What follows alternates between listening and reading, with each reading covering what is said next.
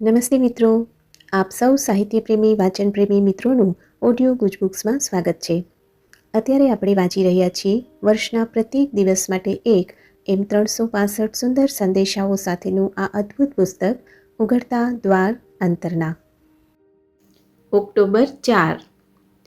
ઊંડાણભરી આધ્યાત્મિક જિંદગી માટે તમે કશો પ્રયત્ન કરવા તૈયાર ન હો તો એવું જીવન જીવવાની તમે શી રીતે અપેક્ષા રાખી શકો?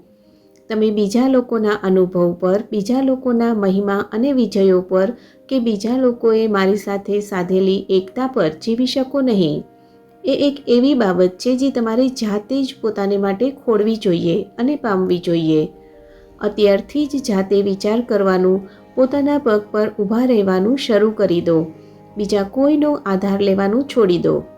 માણસ થોડો વખત કાંકઘોડી લઈને ચાલે, પણ પછી એને બાજુએ ફેંકી દઈ એના વગર ચાલવાનો પ્રયત્ન કરવા તૈયાર ન હોય તો આખી જિંદગી એ એના પર જ આધારિત રહેશે અને પગનો ઉપયોગ સમૂળગો ખોઈ બેસશે.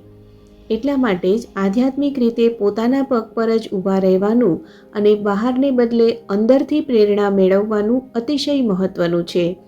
દરેક જણ તે ભિન્ન રીતે પામશે. એની કોઈ એક નિશ્ચિત રીત નથી. તમારો માર્ગ જાતે શોધી કાઢો અને એના પર જીવવાનું આ પળથી જ શરૂ કરી દો. આપનો આજનો દિવસ શુભ રહે.